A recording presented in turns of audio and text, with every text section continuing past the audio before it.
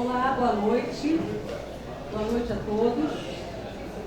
Queria agradecer a presença de vocês aqui. Se puder aumentar um pouquinho. Queria agradecer a presença de vocês aqui. Eu estou vendo que agora chegaram mais alguns convidados ilustres. E mais um Trending Topics que a gente está fazendo. Dessa vez falando sobre relações interpessoais em tempos de extremismo político. Eu me lembro como se fosse hoje, o Brasil está aqui e o Daniel Segenreich está aqui, quando a gente começou a criar esses temas dos Trending Topics. Né? E a gente pensou, estava essa efervescência das eleições, e é por isso que a gente começou a falar sobre relações interpessoais em tempos de extremismo político. Era uma coisa horrorosa naquela época. Ninguém na minha família saiu de grupo de WhatsApp, até hoje não voltou a grupo de WhatsApp por causa dessa história do PT, que a gente malhava o PT, a família inteira malhava o PT, aí saiu um membro da família, não vou falar o nome que está gravando, saiu um membro da família do negócio que está falando mal do PT, aí o outro foi escorraçado porque falou do Bolsonaro, porque é evangélico do Bolsonaro, aí o outro também saiu do membro da família por causa disso, uma coisa horrorosa. Então, nessa efervescência, a gente resolveu falar sobre extremismo político. Em algum momento, estava eu, Elizabeth, Carneiro está aqui, Sabrina Fresno, que eu não sei onde é que está ali. A gente estava falando, será que a gente perdeu o timing? Será que a gente deveria ter colocado esse tema para logo no início, logo depois das eleições? Mas assim, pessoalmente, eu tenho um infeliz pensamento. Eu acho que a gente absolutamente não perdeu o timing. Eu acho que o timing nunca esteve tão presente e que nunca estará tão presente quanto nos próximos tempos. E eu acho que é sobre isso que a gente vai falar aqui. Eu queria chamar os membros da mesa. O Molon está chegando, ele está dando aula, ele é professor universitário, não sei se vocês sabem disso. Entre outras coisas, além de deputado federal, e ele está chegando aqui dando aula. A gente marcou esse Trending Topics para sexta-feira à noite, que é um horário e um dia meio esquisito, obviamente, por algum motivo foi por causa do Molon. E queria chamar então os membros não é da mesa, mas da cadeira aqui, por favor. O moderador, que é moderado, Marco Antônio Brasil, que é professor associado da UFRJ, o Jurandir Freire Costa, cadê ele, por favor, que é psiquiatra, psicanalista, que todo mundo já conhece, e o Paulo Contígio, que é, na verdade, o presidente do Livres, que é uma associação superpartidária, uma revista liberal, e eu vou deixar então aí o microfone com o Brasil, que vai poder falar com vocês. Eu vou passar uns slides para servir assim, uma espécie de fermento para a discussão, apenas para estimular os palestrantes a falarem sobre o tema.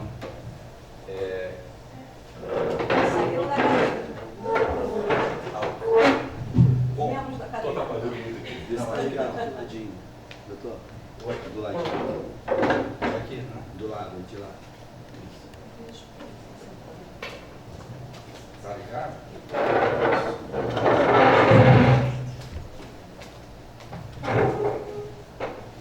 Bom, eu acho que essa foto ela expressa bem o que está acontecendo, não só no Brasil, mas no mundo todo. Né? Há uma questão da exacerbação do ódio, da violência, e essa foto expressa bem desejo de muitos, né? E que isso tem um fim, né? Que esse crescente de ódio, de violência, de aversão ao diferente, ao imigrante, tem um fim, que a gente consiga de alguma forma parar com essa onda crescente de violência que existe, essa exacerbação política, dos extremismos políticos que hoje o mundo está vivendo.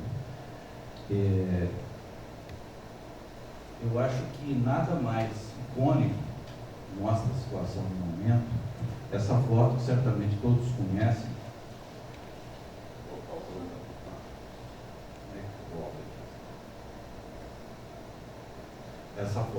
todos certamente já viram, talvez seja a coisa mais pungente, mais marcante do momento, né?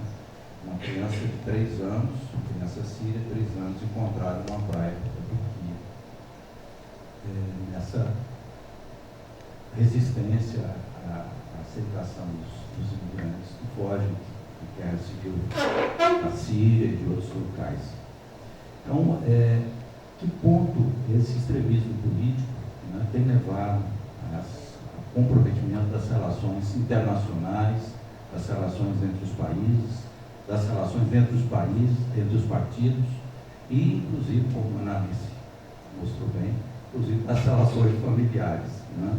Como que esse clima, né, de antagonismo, de exacerbação que está havendo, tem levado a essa situação tão de ódio e de violência.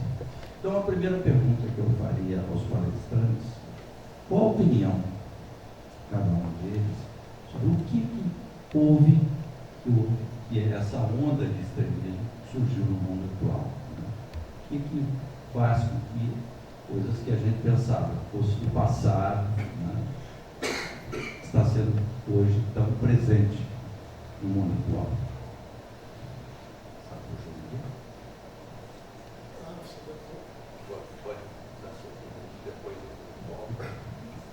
Bom, eu acho que quem souber essa resposta, Marco, né, eu acho que ganha o prêmio Nobel, né? Capaz. O fato é que todos nós estamos absolutamente surpresos. Eu poderia, primeiro, antes de ver o Godílio e o Alessandro, porque ele é realmente, dentre nós, tanto quanto eu saiba, efetivamente a pessoa que é representante político, né? Eu preferiria, desde o início, tentar definir o que é que eu acho extremismo. Eu penso que, para mim, do meu ponto de vista, cada um tem, como se diz hoje, lugar de fala, né? Sou, quer dizer, de uma geração que tem um particular preço pela democracia. Em particular, por uma democracia muito tipo específica na tradição do Ocidente, que é a democracia liberal. E que democracia liberal é essa? É uma democracia feita de instituições, que são instituições sólidas, que se faz representar, aí no caso a gente vai ter um representante dela, é o Alessandro, né? E que tem como princípio de certas defesas essas, que eu acho que elas são inegociáveis. A defesa da liberdade, a defesa da propriedade, né? Quando eu estou dizendo defesa da propriedade, eu não quero dizer defesa da propriedade quem tem só indústria de grandes corporações. É um lugar em que você se enraize. Você possa dizer, aqui eu estou numa casa, num lugar que me pertence, e esse lugar é absolutamente assegurado por lei. Isso que a gente vê em regime totalitário, suspensão de habeas corpus, com incitação à violência brutal é negado. Então, a propriedade, a liberdade, as instituições, se vocês quiserem, uma coisa que caracteriza basicamente a democracia liberal, né? E para falar dessa democracia liberal, que eu acho que ela é arranhada, ela é comprometida por extremismo, eu vou me permitir ler, né, porque Marco Antônio tinha falado de um trecho do Solzhenitsyn, que eu achei muito bom, mas eu preferia falar daquilo quando falar de cultura, né? Mas eu preferia lembrar a vocês um texto de 1930, escrito por alguém que é liberal conservador. Não é liberal, quer dizer, na vertente do pensamento emancipatório ou com tinturas daquilo que foi a herança da grande discussão emancipatória e socialista do século XIX. Eu estou falando do Ortega y Gasset.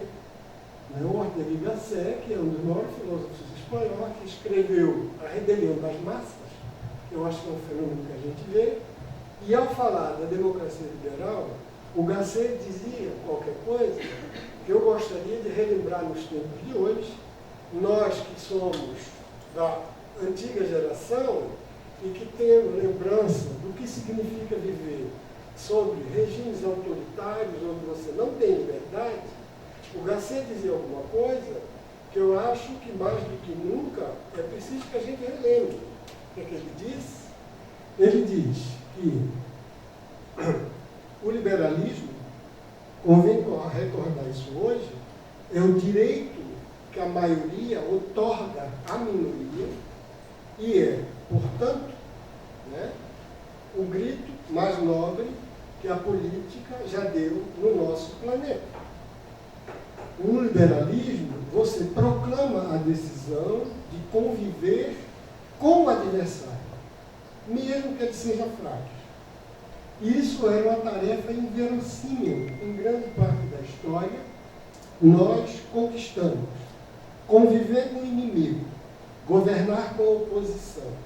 Hoje em dia, dizia ele, isso foi escrito em 30, quando já começava a haver movimentos totalitários no germe, ele dizia, conviver, né, governar com a oposição, já não começa a ser compreensível para nossos tempos. Em quase todos os lugares, uma massa homogênea pesa sobre o poder público e esmaga e aniquila todo o grupo opositor. Eu queria lembrar para vocês que eu defino como extremismo quem simplesmente não aceita esse jogo. Não aceita o jogo de entender que governar é governar com a oposição. Não existe governo liberal, governo democrático, de um só representante. Isso é governo de seita, isso é governo de facção e, no pior dos casos, governos de gangue.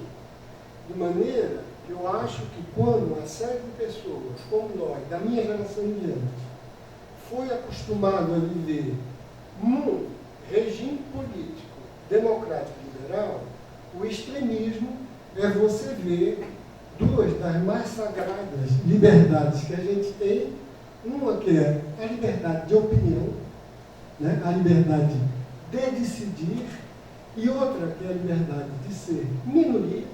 Pois bem, essas duas decisões são violentadas por um governo autoritário, que eu acho que é o governo que a gente está tendo hoje.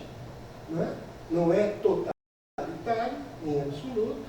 As liberdades fundamentais, habeas corpus, etc., ainda existe imprensa, mas é autoritário no sentido que ele ameaça, que ele intimida, que ele faz a propaganda de que governar é governar com um só pensamento. É muito diferente a gente dizer, ah, bom, mas isso é pensamento único, quando eu tenho liberdade de dizer que isso é pensamento único. É diferente enfrentar a ideia do pensamento único quando me é tirada, digamos, a liberdade de dizer que aquilo é pensamento único e oferecer uma alternativa, né? De maneira que eu acho que é nesse extremismo que entra, digamos, o nosso saber, quer dizer, em particular aquele saber da psiquiatria ou da psicologia que lida, né, com a constituição da personalidade, o desenvolvimento da personalidade, o desenvolvimento dos processos cognitivos de decisão e de emoção na nossa vida. Quando a gente é privado disso, existe consequência. E uma das maiores injúrias que a gente pode fazer, quer dizer, ao ser humano, é fazer ele funcionar abaixo daquilo que ele pode. É tentar enterrar a imaginação, tentar enterrar a liberdade de expressão em nome de um pensamento único, em nome de um modo de vida unidimensional que nos restringe absolutamente. Isso, depois que o Marco Antônio mostrar o texto do Solzhenitsyn, eu vou dizer por quê, não é por nada. É porque nós somos feitos do bem e do mal. E nenhum de nós está no trono ou sentado no altar para dizer, eu sou a emanação do bem. Eu acho que numa sociedade aberta, numa sociedade democrática, a expressão do outro, do que ele acha que é o bem dele, do que ele imagina que pode ser um bom modo de viver, ou ela é garantida, ou a gente passa a conviver com um mal-estar, como Freud diz, que não tem capacidade de sublimação. Que ele é vivido ou na forma do sintoma, ou na forma da inibição. Então, Marco, eu queria fazer essa introdução um pouco mais longa, porque eu acho que extremismo a gente vive nesse momento. Polarização é outra coisa. Você pode ter embates absolutamente apaixonados em que as pessoas... Mas quando existe extremismo, eu só entendo extremismo quando está em jogo a capacidade de uma sociedade se organizar democraticamente pela política, né? E na política, com a representatividade indireta, não de massas que pressionem pela violência e pela força as minorias ou os adversários, né? A oposição, eu repito, ela faz parte da vida democrática, é assim que tem sido desde a grande Revolução Democrática do Ocidente, que começa em 1648, com a Revolução Constitucionalista da Inglaterra, vem para a Revolução Americana, depois passa pela Revolução Francesa e acompanha o aperfeiçoamento do século XX, depois que nós tivemos a débâcle e a decadência dos grandes regimes totalitários, primeiro o nazista, depois os comunistas. Então, a partir daí, eu acho que, pelo menos minha geração e os outros, né, estão de acordo para entender que extremismo são os governantes que querem minar e torpedear os grandes poderes da democracia. O poder de Estado, político, é o legislativo, o executivo, o judiciário, e esses dois grandes poderes normativos, que a democracia francesa inventou sobretudo, que é a liberdade ou ilha de pensamento, que é a universidade e a imprensa livre. Que é ali que fica mais ou menos a imaginação a propor, a tentar antecipar futuros possíveis, a tentar antecipar dificuldades e permitir que a sociedade, afinal, se engajando nesse discurso, transmite os pleitos delas para que possam ser regulados pelas instituições democráticas. De maneira que quando a gente impede esse funcionamento, isso tem consequências, inclusive consequências pessoais, mas isso eu deixaria para depois. Bom, maravilha. A cada frase do Jurandir eu ia articando da minha lista de coisas para falar alguma coisa que eu tinha pensado. Inclusive a citação do Ortega y Gasset era exatamente a mesma. Porque a gente preparou uma apresentação ontem no Livres, é como o liberalismo responde ao Bolsonaro. E essa frase é exatamente a nossa resposta ao governo das maiorias. Então, voltando um pouco para essa questão do extremismo, acho que o Jurandir já cobriu um pouco uma parte super importante teórica, e eu vou tentar entrar um pouco com a minha experiência como pessoa que está na linha de frente de ação política. Né? O Livres não é um partido, mas é um movimento político, uma associação, tem 2.500 associados hoje, é um movimento que se faz representar através de algumas pessoas que se elegeram através de partidos. Mas o mais importante tem pautas, corre atrás delas, debate, se opõe a muita coisa, e tenta fazer uma coisa que é super difícil, um dos nossos princípios, que é ter esse gradualismo. A ideia de que as mudanças de uma sociedade ocorrem gradualmente através de debate, com processos democráticos. E aí entra num ponto que eu acho fundamental, que é a erosão das instituições, que impede qualquer tipo de discussão que passe por aí. Um dos principais exemplos para mim disso, assim, a fala do Jurandir está fazendo um recorte muito no Brasil, mas eu acho que a gente tem um fenômeno global que aparece, que você não tem ainda ditaduras caracterizadas em muitos países, mas você tem alguns movimentos políticos que são impensáveis. A anexação, vou pegar um exemplo bem distante, a anexação da Crimeia pela Rússia, por exemplo, com uma pincelada de democracia, porque teoricamente houve um pleito democrático ali, é um processo totalmente antidemocrático, de anexação de um pedaço do Estado, e que não passa pelas instituições consolidadas ali. Aqui no Brasil, eu não concordo com o discurso de que a gente não esteja num país democrático, mas eu concordo muito que a gente tem graves ameaças e o recrudescimento de muita coisa. É um recrudescimento que não começou em 2018, ele vem crescendo, eu entendo há muito tempo, e ele vai crescendo por um processo de polarização que vai se estendendo. Quando você tem, nos anos 80, entre MDB e você tem PFL, centro-direita, a polarização era muito suave, vamos dizer assim. No governo Fernando Henrique ela se estende um pouco mais, no governo Lula um pouco mais, no governo Dilma um pouco mais, e com a eleição do Bolsonaro você tem, obviamente, alguém que se aproveita desse momento propício para a polarização e embarca nesse discurso e esgarça um pouco esse tecido. Como é que isso se reflete na linha de frente de quem está fazendo política? Eu vou dar um exemplo. Eu fui candidato ano passado a deputado estadual, fazia questão de ir para a rua o tempo todo. E eu basicamente escutava 2 perguntas na rua todo dia, de quase todo mundo. A primeira pergunta era o seguinte: quem é teu candidato para presidente? E era o típico eleitor do Bolsonaro que queria saber o seguinte: se você está com o Bolsonaro, eu vou te escutar. E pegar o seu material e talvez votar em você. Se você não está com o Bolsonaro, não quero conversa. E a segunda pergunta que eu mais escutava era qual é o teu partido? E aí era o típico eleitor do PT que queria saber se eu estava na chapa golpista ou não, e portanto se eu merecia atenção também ou não. Esses filtros excludentes que foram sendo colocados e cada vez recrudescendo, tem um fenômeno importante que é o fenômeno de bolha. Então cada vez mais você vai se fechando na sua bolha, e as redes sociais colaboram muito para isso. E os grupos de WhatsApp vão se depurando exatamente por isso, até que eles viram bolhas quase perfeitas. Então, a parte conservadora da minha família está num grupo, a parte à esquerda da minha família está num outro grupo, e eles convivem nos eventos sociais como se a vida digital não tivesse ali, mas de vez em quando alguém deixa escapar uma opinião política e todo mundo corre para abafar, porque sabe qual é o potencial explosivo disso, já que ninguém mais fala sobre política. Quer dizer, ninguém mais dialoga sobre política. Eles falam muito, dialogam muito pouco. E eu acho que, para além das instituições formais, tem algumas instituições que eu acho que são importantes que a gente está perdendo. Né? Uma delas são padrões. A gente entendia que a informação chegava, até então, via pessoas ou imprensa, por exemplo.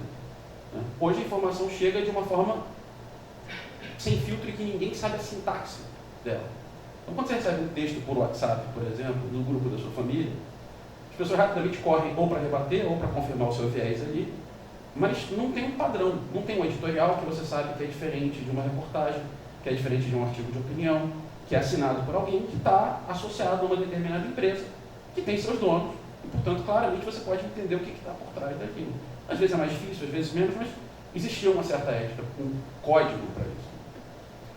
Outro dia eu recebi no grupo da minha família, por exemplo, um texto falando sobre a importância do governo Bolsonaro, e sobre, enfim, como ninguém falava das coisas boas, só falava das coisas ruins. Eu perguntei para o meu tio, militar aposentado, se ele sabia quem tinha escrito ou de onde é que vinham aquelas informações. Ele falou que não sabia, mas que quem escreveu seguramente era uma pessoa muito sensata. Eu falei, tá, mas apesar de anônimo e sensata essa pessoa, como é que você sabe se você pode confiar na informação que está vindo até você? E que você está distribuindo para toda a sua família? E essa pessoa falou assim, isso não importa, o que importa é o que ele está dizendo. Eu, como antiga oposição ao governo do PT e militante liberal, então, vivi muito isso no outro lado também. Quando você tinha a blogosfera chapa branca versus quem tentava se opor aquilo, o fato existe uma nova forma de comunicação que a sociedade não sabe como mediar. Isso é uma instituição que foi solapada. Sim, solapada, ninguém ensina como, não tem universidade de jornalismo que está tentando entender o fenômeno, mas ninguém pegou direito. E tem gente que se aproveitou disso muito bem, né? Trabalhando com indignação. Bom, o que essa indignação levou? A busca de um salvador da pátria. Aqui, na Rússia, na Itália, na Hungria, na Polônia, na Áustria, crescentemente na Alemanha, crescentemente na França. E essa busca por salvadores da pátria tem um componente comum a todos esses lugares, que é o seguinte: as instituições não importam. A gente tem o nosso líder de bom senso aqui, seja ele Orbán, que expulsa a Universidade de Jorge Soros da Hungria, seja ele Bolsonaro, que não precisa do Congresso, porque o Congresso é essa escória corrupta, ineficiente, e, portanto, a gente tem que, na verdade, ir direto para o povo. Seja ele a Liga Norte ou o Movimento 5 Estrelas na Itália, que falam assim, a política não importa, porque a gente se opõe a isso. Então, mais do que um movimento à direita ou à esquerda ou a que lado do espectro, o que mais me preocupa e que eu entendo que é um componente essencial para o crescimento do extremismo é a incapacidade das instituições ficarem de pé nessa reação, né, a outros movimentos políticos. Eu vou, encerrando minha fala, tentando trazer para alguns exemplos no Brasil que eu acho que são importantes. A anti-intelectualidade, a universidade não importa, não produz nada. E além que eu sou liberal, eu sou a favor de focar esforços e recursos quanto mais próximo do começo da vida da criança. Mas entendo também que quando você começa a rejeitar a intelectualidade, a arte, e você rotula aquilo e você não passa mais pelas instituições, é o primeiro passo para você tentar desconstruir a capacidade das pessoas via outras instituições culturais, né, de dialogar. Me chama muita atenção o flagrante desrespeito aos princípios da administração pública brasileira, principalmente da impessoalidade. E o que faz a gente aceitar que um presidente hoje nomeie o filho embaixador na nossa embaixada mais importante, ao invés que não nomeie, que diga que vai nomear, que só vai nomear quando o ambiente político estiver de acordo, que feche as portas aos ministérios dos senadores que se manifestam contrariamente a isso previamente, e que, portanto, está preparando ali na frente a entrada do filho nessa embaixada. Isso é um dos poucos exemplos. Isso, para mim, é mais importante do que a violência das redes sociais. Porque quando a gente começa a naturalizar isso, para a gente naturalizar a violência, por exemplo, seguida de uma fala de um presidente ou de um governador, no Rio de Janeiro, significa que a gente está pronto para naturalizar a erosão das instituições. E aí, o galope extremista é imparável. Muito obrigado, palestrante. Vou em seguida dar mais um estímulo aqui, mais um fermento para a discussão, citando esse livro, que eu acredito que muitos já conhecem, que é Indignados, que vendeu 1.300.000 exemplares em 4 semanas na França. Esse livro foi escrito por Stephen Hess aos 93 anos de idade.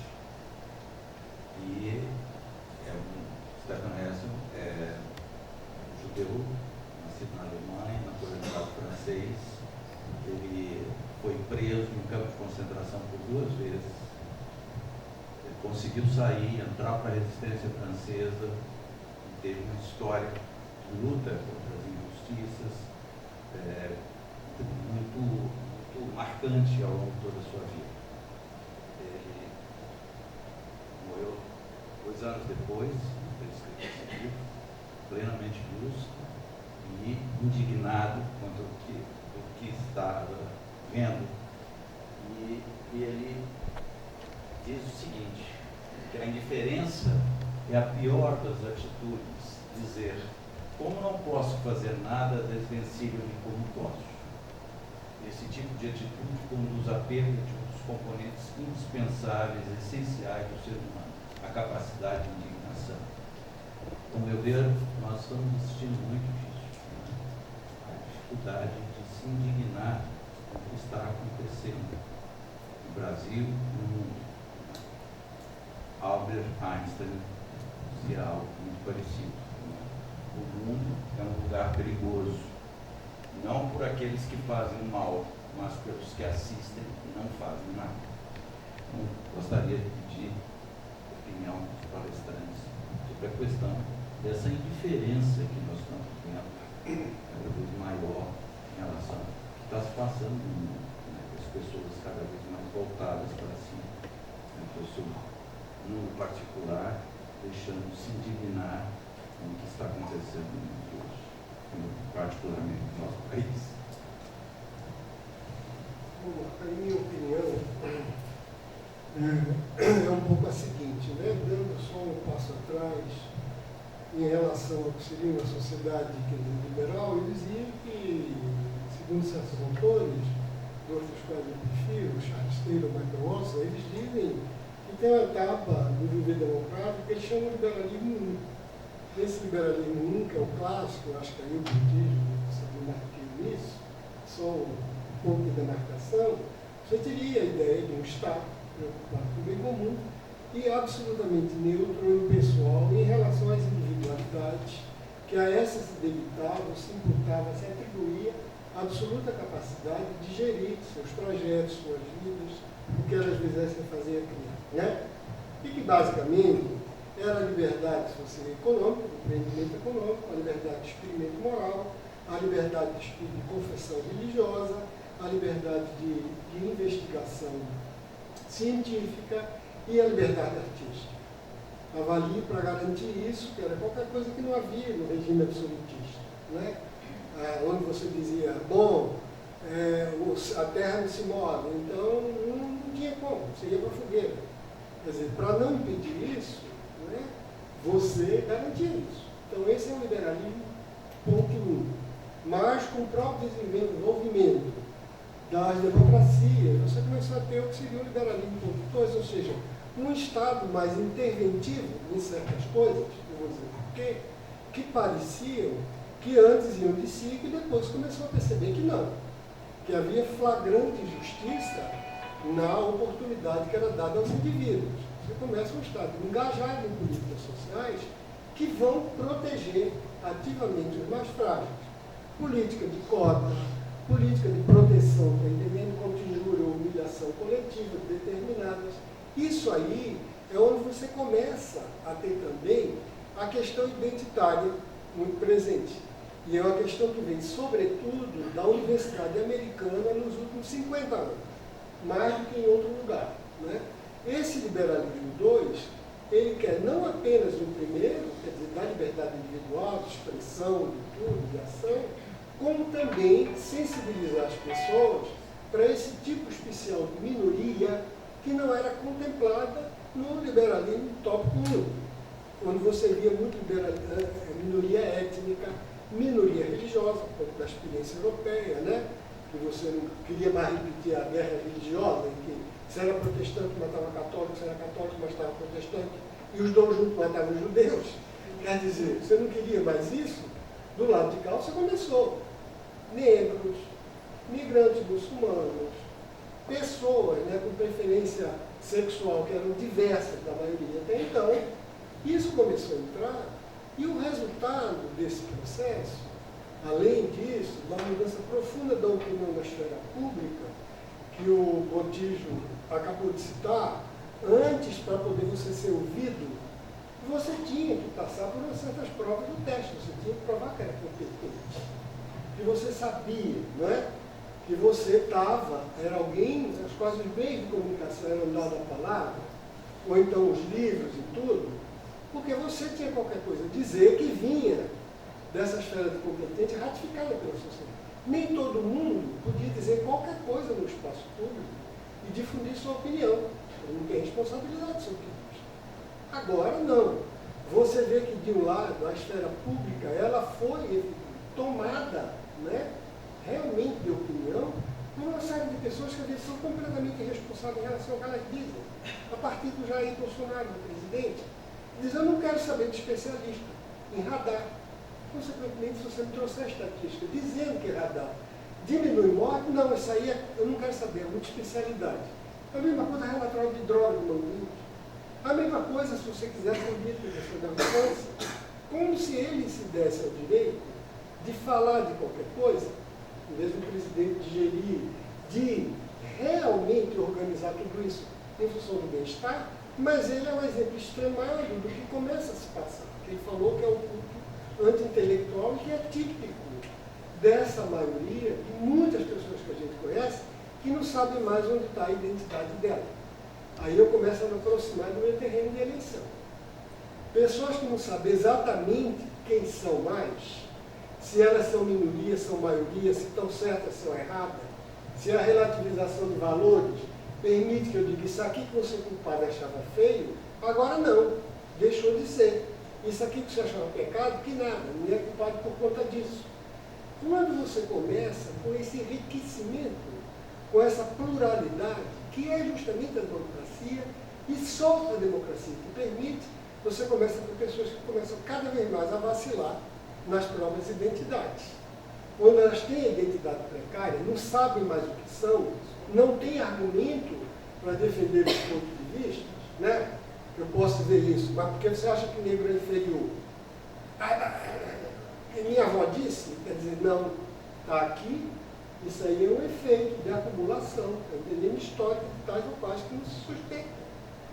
Teste de QI errado, antropologia que não se sustenta mais, antropologia de inferioridade, etc, etc. A mesma coisa aconteceu com variação erótica. Quando você não tem mais como dizer por que é que aquilo ali é um monstro desviante, o que é que você vai dizer? Ah, porque eu não gosto, porque eu não quero, porque é imoral, porque é indecente. Você começa então a querer o quê? Querer que alguém autoritariamente valide a sua identidade, que é para poder você se sentir alguém que tem um lugar e um prestígio. Ora, isso é um terreno de eleição para eleição de líderes, né, que Weber chamava de carismáticos, né, e que Freud definiu em Psicologia das Massas, que é aquele líder absolutamente fetichizado, que o que ele desejar está certo, o que ele não desejar está errado. Eu abro mão completamente do meu modo de pensar, de julgar, de sentir, de minha experiência, para validar sistematicamente o que aquela pessoa está vivendo. Evidentemente que quem está nesse registro fica completamente paralisado. Então, eu diria que nem tanta indignação, mas o risco maior de uma cultura dessa, do autoritarismo, eu concordo com o Montijo, a gente não vive o fascismo, não é isso? A gente pode ter uma pessoa com a cabeça neofascista, mas não vive, a gente tem a garantia democrática, a prova que a gente está aqui, em 1969, eu duvido que a gente pudesse estar discutindo isso. Vocês são jovens, não lembram, mas eu lembro. Entende? Então, eu acho que se não tem, mas o que acontece é que uma pessoa dessa, que não é tanto, né, a falta de indignação, porque eu sinto que as pessoas sentem, mas é o sentimento de impotência. Porque ou eu sou violento, e eu não quero, vou lutar com as minhas armas, ou eu sou racional, e não adianta, porque eu vou bater numa pedra, ou eu confio nas instituições que eles estão querendo torpedear. Não é em absoluto aceitável que você faça uma passeata, você faz para reclamar de A, B, C e D, tudo bem, uma passeata para fechar o Congresso e acabar com o STF, não. Não. Numa democracia, definitivamente não. E se alguém insufla, se omite, se é um chefe de Estado que cala diante disso e não reprova energicamente isso, ele é cúmplice. Então eu acho que o pior, Marco, sinceramente, não é a falta de indignação a gente tem, mas de repente as pessoas começarem a se sentir impotentes, a não saberem como entender qual é a irracionalidade que está ao lado dela. E a gente tem instrumentos para entender essa irracionalidade. A gente tem instrumentos da psicologia, da sociologia, da antropologia, da filosofia, da história, da política, não é? E tudo bem, está um pouco gaguejando em face disso que ele estava dizendo agora, que é a nova divulgação da opinião pública por esses meios digitais, que isso é efetivamente novo, né? A gente tem isso, mas eu acho que se a gente guarda o nosso centro, diz, espera aí, está errado. Violência não pode ser a prima ratio, ou seja, a primeira razão da vida social. Violência é a última ratio, é a última razão da vida social. De maneira que se alguém quer ser embaixador do Brasil no Eduardo Bolsonaro, e a primeira coisa que ele diz é que política sem armas é como músico sem instrumentos, dentro do credo democrático liberal, está errado, é condenável, é inaceitável. Né? Bom, eu vou voltar nessa questão da indignação, porque eu acho que tem um ponto importante, que eu concordo, eu não acho que as pessoas são apáticas, muito pelo contrário. Eu lembro uma vez que eu escutei uma frase que é assim, pior do que um idiota com iniciativa. E me assusta muito o empoderamento dos idiotas com iniciativa. E eu acho que um pouco das redes sociais tem isso. Vale lembrar que o Distrito Federal elegeu um deputado federal chamado Luiz Miranda. Alguém já ouviu falar dessa figura? Luiz Miranda montou um canal nos Estados Unidos para contar para os brasileiros as vantagens de morar nos Estados Unidos. Ele falava, comparava o preço de carro, comparava o preço de casa, o que era um leasing que você podia ter lá, que você não podia ter aqui. E em algum momento ele começou a falar sobre o Bolsonaro. E ele se elegeu deputado federal sem pisar no Brasil. Antigamente, para um cara ser conhecido nesse nível, ele precisaria passar por vários jornais, várias palestras, várias coisas. E, de novo, um cara desse tem, hoje, um poder exclusivo de 513 representantes. Um dos muitos exemplos que você vai olhar para esse congresso, e se você for a Brasília, você vai ver que tem uma extensão do corpo de todo parlamentar hoje, que é o telefone e a bateria extra. onde eles ficam se filmando e filmando a tudo o tempo todo. Tem uma teatralidade toda nova para a política no parlamento que vem disso. Você tem que estar se transmitindo, é quase que um show de Truman, né, constante. E isso deu voz para muito indignado. Isso deu voz para muito indignado por aí. Eu acho que faltou, e aí eu acho que meia culpa do meio liberal, mas eu acho que faltou uma alternativa para essa indignação lá atrás, que não deixasse cair no colo da radicalização. E eu vi isso na minha própria família, que votava historicamente, sei lá, no PSDB, talvez, porque se opunha ao que eles entendiam como esquerda, que foi uma parte mais conservadora da minha família, e que de repente entendeu que Alckmin não era suficiente, João Amoedo não era suficiente, Henrique Meirelles não era suficiente, era preciso destruir todo esse sistema. E um deputado de 28 anos de casa representava a destruição desse sistema. Não sabe muito bem como, eu estou entendendo agora um pouco que caminhos isso pode ter. Mas o que eu quero dizer é que, assim, para além dessa indignação, tem também um sentimento que eu acho muito comum, que é um sentimento de revanche, que é muito perigoso. Basicamente eu fui calado durante muito tempo, eu não fui representado durante muito tempo. Agora é minha vez e o resto não importa muito. Mas eu cheguei. Eu cheguei através de alguém que me representa porque não é corrupto.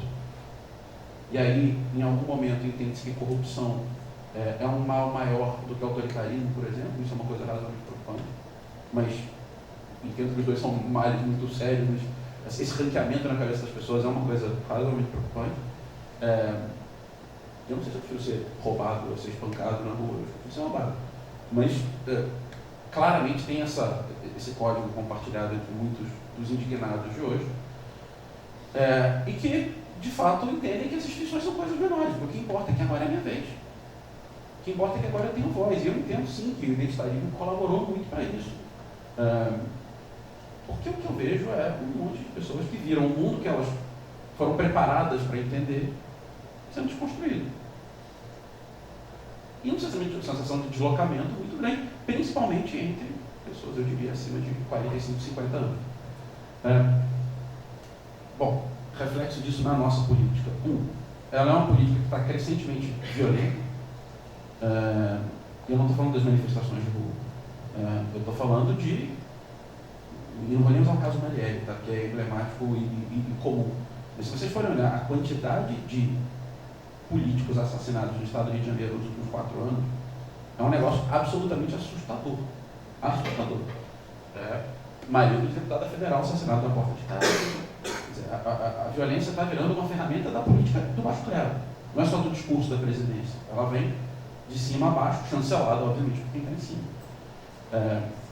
Ele é um discurso de negação do outro e não de oposição ao outro. Então, você que é petista, comunista, e eu vivi isso, porque o Livres começou dentro do PSL, e quando o Bolsonaro entra, a gente sai.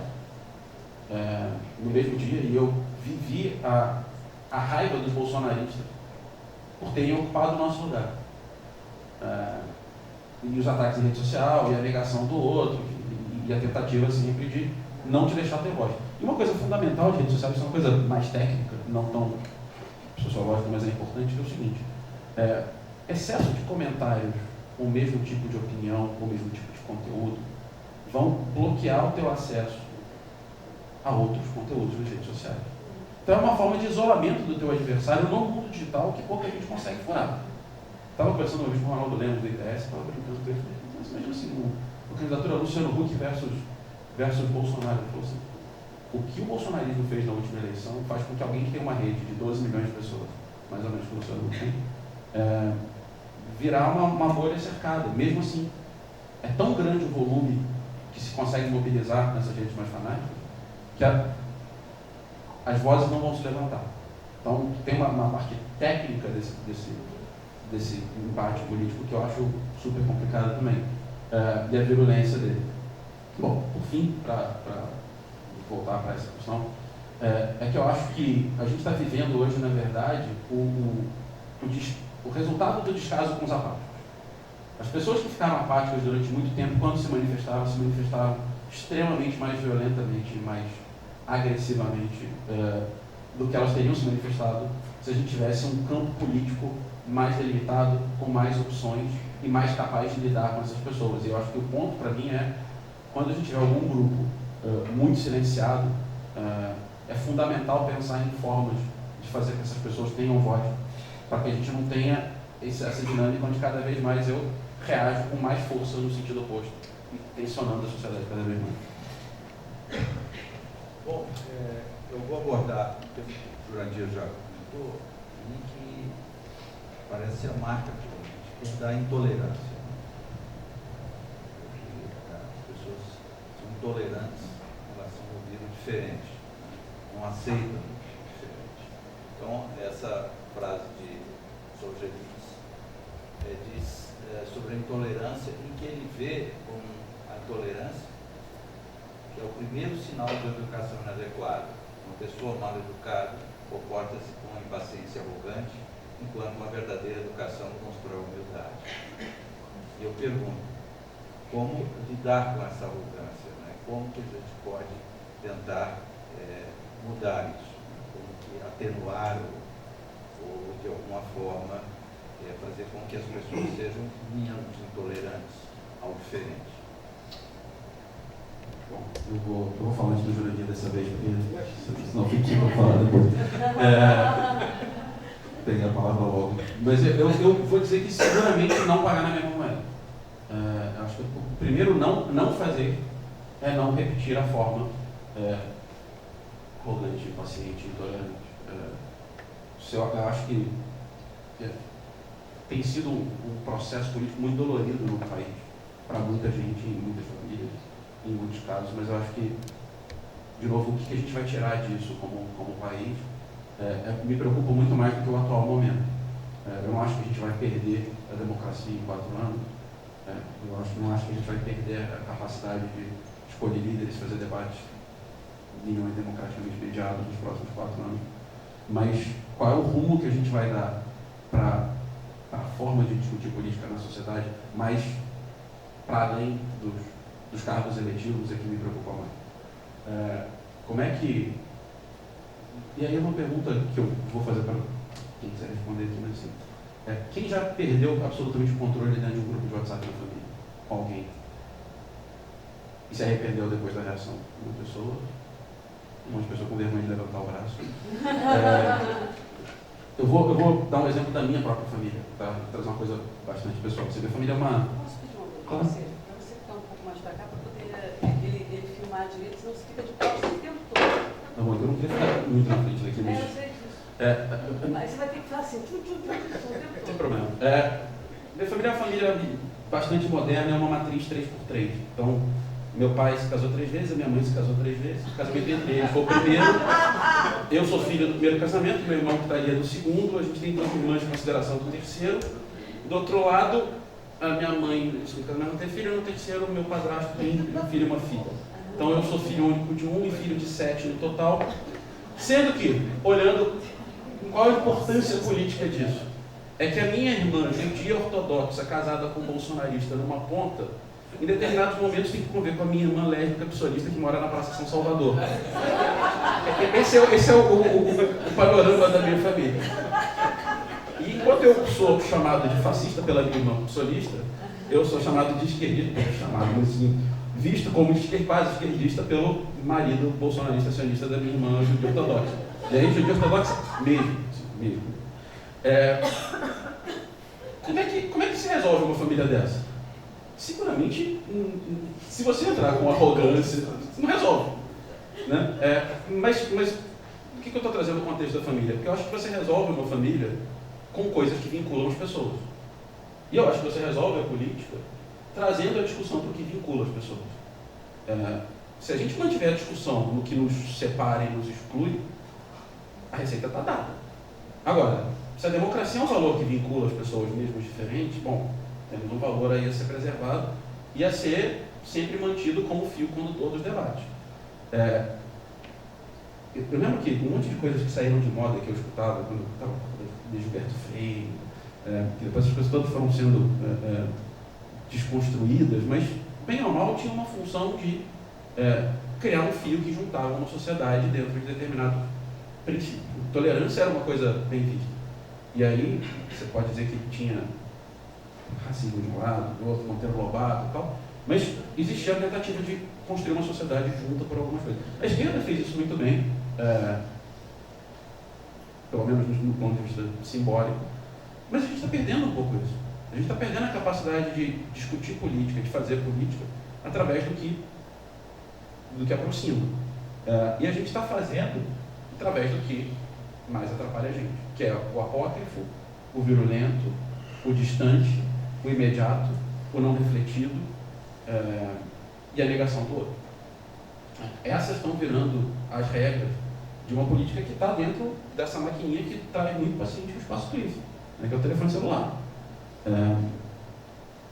Você não tem mais reflexão, você não tem mais muita comunhão política, você não tem mais espaços, como por exemplo você tinha os clubes, onde você tinha que lidar com diferente, né? Ou as escolas, né? Ou quer que seja. Esses espaços comuns estão sendo perdidos também, para a gente que vai se isolando dentro das suas próprias bolhas. Bom, aí, Marco Antônio, eu acho que freudianamente eu diria, né, que a educação não é suficiente. Eu acho que a gente é espontaneamente intolerante.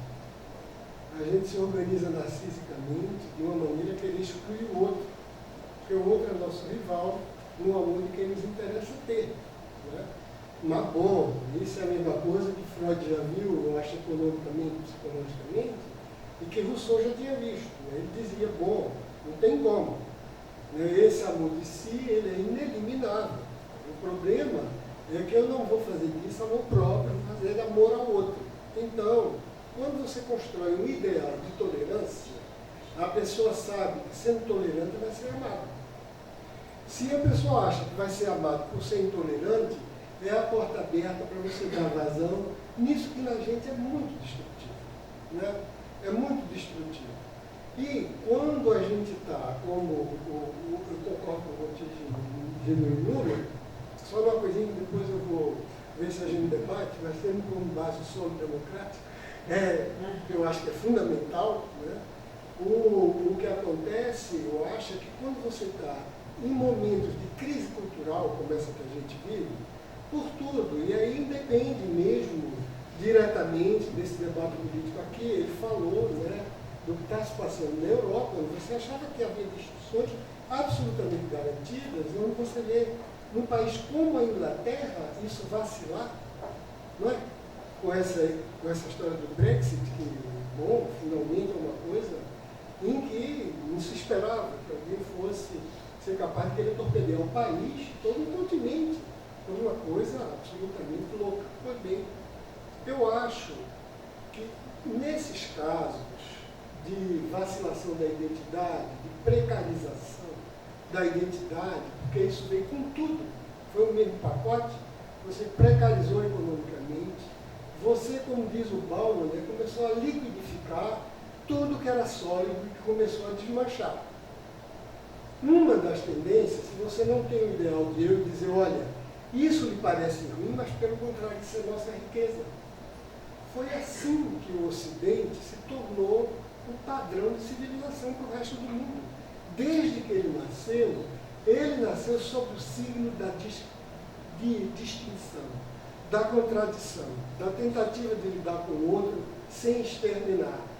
Ora, quando você tem isso, uma das coisas mais fáceis, se eu estou com minha identidade vacilando, um dos processos psicológicos mais comuns é eu dizer, antes era melhor. Antes significa quando eu tinha estabilidade. E esse antes começa a fazer com que você crie mito de um passado que não existiu. Eu vou dar um exemplo. Você deu o exemplo de sua família. Né? Então você vai dizer, não, veja só, essa família está assim, enquanto que alguém, que eu acho que tem razão em crítica emancipatória, e diz, olha só, a abertura para a diversidade humana, as pessoas estão buscando modalidades melhores de ser e de conviver com o outro, né? Alguém vai dizer, isso é escandaloso, então eu vou defender a família. Agora, começa a defender a família negando absolutamente que a própria família dele não é isso que ele está dizendo que é. Ele tem uma realidade atual e acredita que está vivendo uma realidade do passado. De novo, vou dar o exemplo do Bolsonaro, porque ele é um tipo completamente desequilibrado e o inconsciente está à luz do sol. Como é que alguém que tem, está entendendo, uma estrutura familiar como a que ele tem, e é conhecido, ele pode dizer a gente, não vem homossexual para cá, não, porque temos famílias, né? E aqui agora, se quiserem vir e transar com as mulheres, são bem-vindos.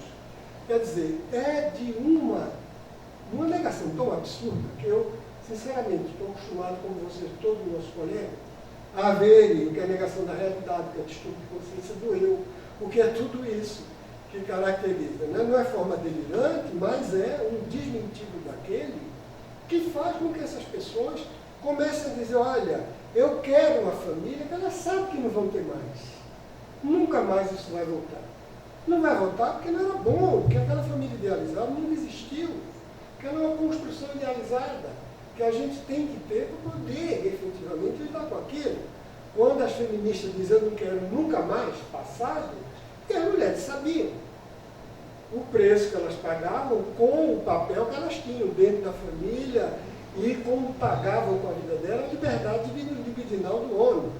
De maneira que família é essa que essa pessoa está falando? E o problema é que quem está com a identidade precarizada acredita nisso.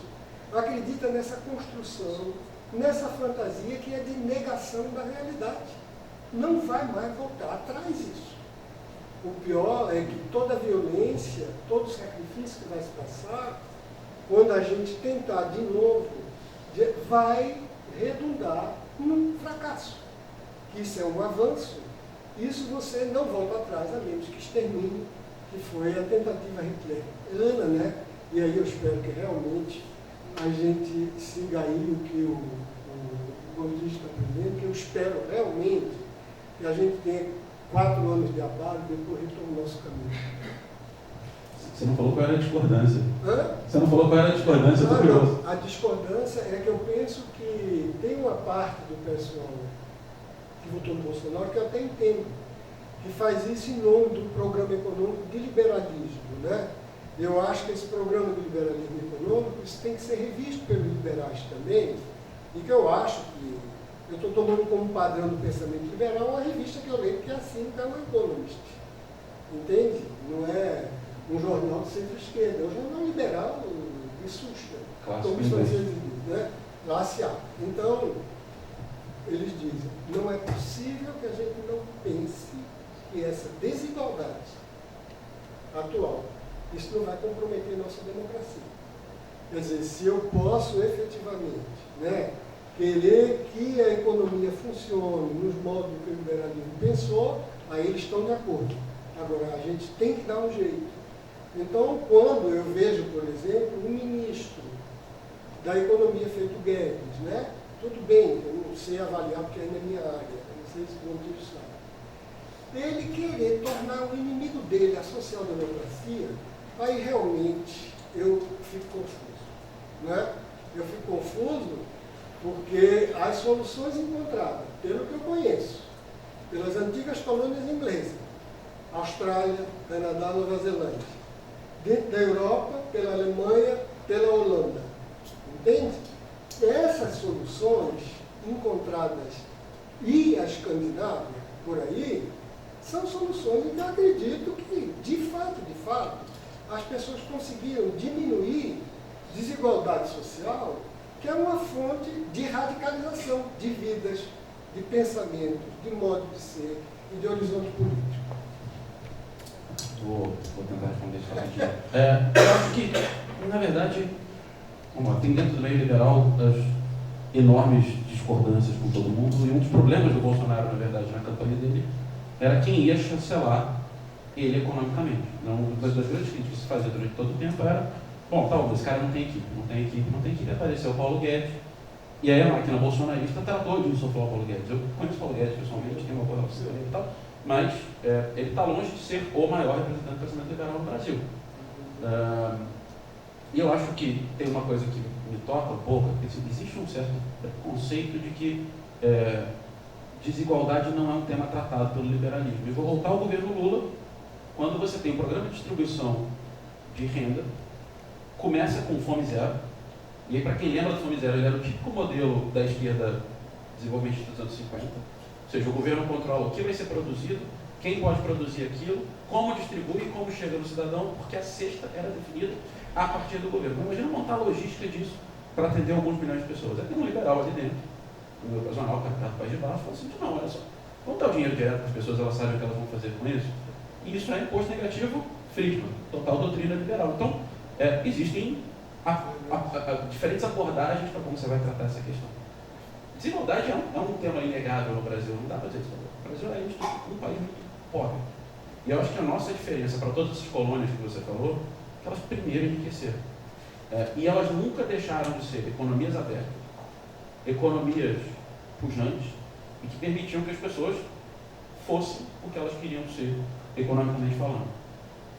Todo mundo fala dos impostos altos na Escandinávia. O imposto de renda na Suécia chegou a ser nos anos 70, 80%, baixou 50%, 60%. O imposto de renda da pessoa jurídica na Suécia, ou seja, quando uma empresa paga 15%. Porque a ideia é, eu vou taxar o acúmulo, mas eu vou fazer você produzir e gerar emprego.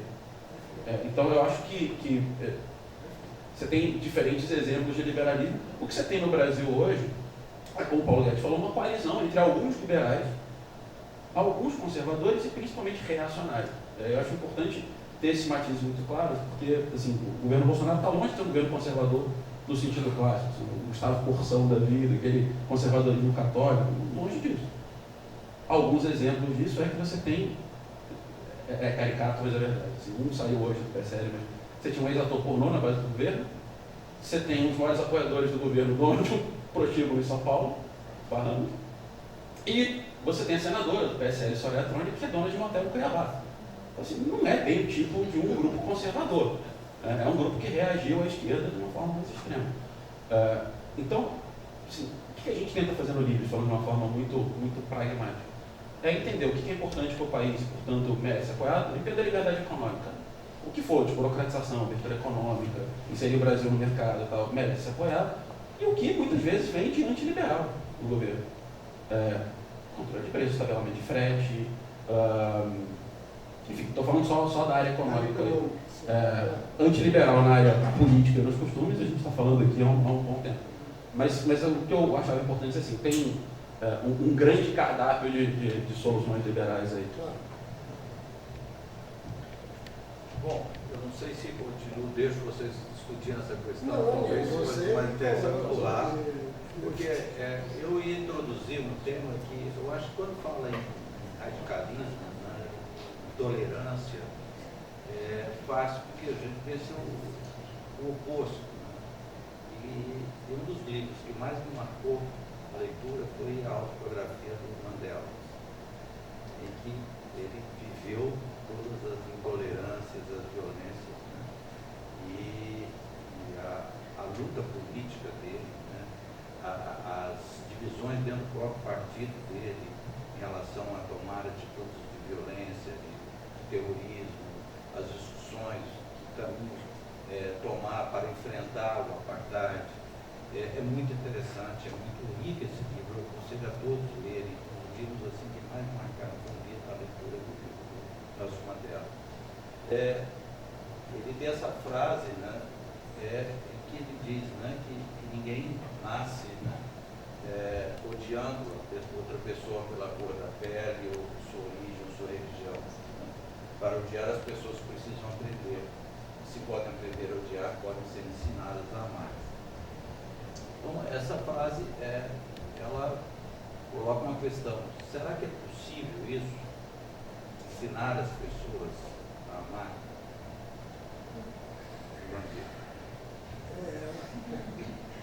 Eu confesso, eu sou feito Freud, meu ceticismo é benevolente, né? Eu me contentaria se as pessoas aprendessem a respeitar o outro. Amar eu acho um tom a mais, né? E esse tom a mais eu acredito que ele é só possível em relações pessoais, eletivo, de muita escolha. O que eu acredito é que essa ideia do respeito ao outro, ela tem certos padrões. Tem um livro muito interessante de um historiador que tem um fundamento analítico muito bom, que eu gosto muito, ele se chama Christopher Lasch. Ele escreveu nos anos 70 e 80 um livro chamado A Cultura do Narcisismo, em que ele mostrava como a gente, com todo o nosso conforto, a gente foi efetivamente se voltando tanto para a gente, que depois a gente não conseguia mais enxergar valor nenhum em nenhuma instituição que não especulasse aquilo que a gente quer. Nossas pequenas frustrações, se elas eram, por exemplo, determinadas ou detonadas pelo aparelho político impessoal, que queria tratar de justiça, de distribuição, de coisa que precisa, a gente aceitava pouco. E a gente começou também a eleger pessoas, não porque elas pensam no bem comum, como historicamente elas deviam, que é isso a tradição democrática, mas porque elas espelham minhas preferências sentimentais. Então começou a haver uma coisa muito esquisita, que eu vou julgar os políticos não pelo que eles fazem, não é porque eles dizem que querem fazer, ou pelo que eles dizem que eles são. Esses exemplos começaram a ser estudados muito nos Estados Unidos, né? E tem um exemplo célebre de Nixon, que depois que foi apanhado com a boca mais notida no escândalo, né, no Watergate, ele vai para a televisão e diz: mas como é isso? Imagina, eu adoro cachorro, eu sou bom. Vem cá, meu checker, que era um cachorrinho, ficou o discurso checker. Chamado. O outro que diz a mesma coisa. O outro que diz: não duvide de mim, eu não sou Perón, foi apanhado com a boca na botija, 5 milhões do lado de fora. Não, o que é isso? Eu sou um verdadeiro argentino, eu amo esse país. Eu vou à Patagônia, eu vou à Pompa, onde eu estiver, eu estou tomando chimarrão.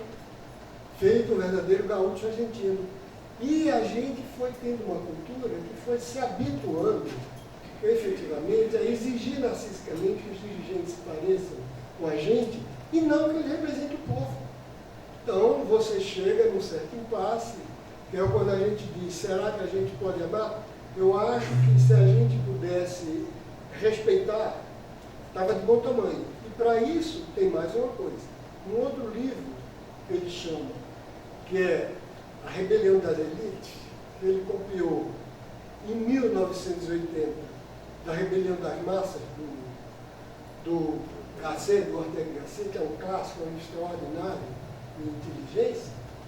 Ele diz também uma coisa: acontece que no Ocidente você começou a criar uma classe, né, que não é propriamente classe, mas um estamento senhorial dominante,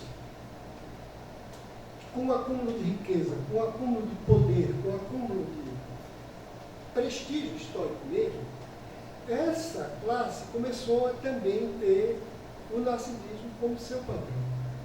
De maneira que ele diz, é uma coisa muito curiosa, e isso o Philip Riffe também, quando ele escreve, os dois, ele diz: você, pela primeira vez na história, criou dirigentes políticos que, em absoluto, têm a menor preocupação de justificar eticamente o poder deles. Quando você pergunta por quê, aí ele faz uma resposta retórica: por que mais? Por quê? Porque eu quero mais. Por quê? Porque eu quero mais. E você diz: qual o fundamento? Já não era religião, já não era compromisso democrático, já não era humanismo que difuso ou não sempre rolou, mas eram pessoas que foram criando o que eles chamam de uma razão cínica. O que quer que eu faça está justificado pelo poder que eu tenho. Poder de qualquer ordem, político ou econômico. E com isso você cria uma sociedade, né, que o Lasch descreve muito bem o Riffe, em que ele diz que as pessoas que ocupam na hierarquia de prestígio uma posição maior, elas não são vistas como exemplos que eu devo ter. Elas são vistas oportunisticamente como alguém que eu quero ser porque eu invejo e desprezo. Eu quero estar no lugar deles para ter todos os privilégios, né, absolutamente gratuitos e arbitrários que ele tem. Mas, no fundo, eu não vejo nenhuma justificação moral para que eles possam usufruir do poder que têm. Ora, isso é uma coisa nova na história. Porque até, né, o regime absolutista era o regime do trono de altar. Quer dizer, o governante, ele encarnava Deus. Ele tinha 2 corpos. Tinha. Com a Revolução Democrática de início, novamente, você tinha nos americanos, né, todos os sujeitos nascem livres, iguais, e todos têm direito à vida, à liberdade e à busca da felicidade. Era assim que você queria. E na Revolução Francesa, quem são os melhores entre nós? Os mais livres, os mais iguais e os mais fraternos. Quer dizer, quem se colocasse, quando você vê a grande história, eu não sei, mas pelo menos em termos de história das mentalidades, no século XIX, era para ver quem representava de fato o bem comum. Quem queria ter, efetivamente, cada um podia ter a justificativa ou a causa que tivesse, mas se preocupava com justificativa. Você, de repente, tem um estamento, um extrato mandante completamente cínico em relação aos valores. Eles próprios têm pelas vidas deles um desprezo ou nenhuma apreciação que ele diga isso eticamente é o ideal. Isso acabou. Quando chega no solo em que as pessoas não têm mais pegar, numa sociedade secularizada, e mais do que secularizada, numa sociedade que começa a perder, né, todos os vínculos que as éticas religiosas davam, cada um entregue a sua sorte, aí você começa a ver que a atitude é destrutiva. Não só eu não vou amar, o ideal é que eu odeio. E que se puder tirar do caminho, tira. E quem está lá em cima, eu quero mais, como ele diz, está entendendo que se esborrache. Então, a saída é o personalismo caudilesco, que também não é uma boa saída democrática, de maneira nenhuma, né? Ou então, a eleição de um Führer, né? De um projeto de ditador, não é? Que infelizmente foi o que a gente acabou elegendo. Bom, a gente espera que as instituições consigam frear.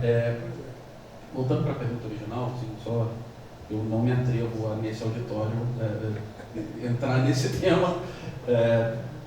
Acho que a gente pode falar muito melhor sobre a questão se as pessoas podem ou não chamar, mas entrando na questão da tolerância e voltando um pouco para a questão das instituições, eu acho que tem um ponto fundamental que é isso, quer dizer, a questão da convivência, né, a questão democrática, troca de espaço. E eu acho que tem uma coisa que me chama muita atenção, que é uma instituição que vai sendo mudada, que é a língua. O significado das palavras vai mudando. E isso, tem um livro que eu acho fantástico, pouco a gente conhece, chama LTI, Língua do Terceiro Império, do cara chamado Victor Klemperer. Editora Contraponto, editor aqui no Brasil, é difícil de achar, mas vale a pena. Basicamente, esse cara era um professor de filologia na Alemanha nazista, quer dizer, antes da Alemanha nazista, judeu, casado com uma alemanha, e que, portanto, escapou de campo de concentração, mas foi condenado às casas de confinamento do judeu. Então, passou a trabalhar na indústria.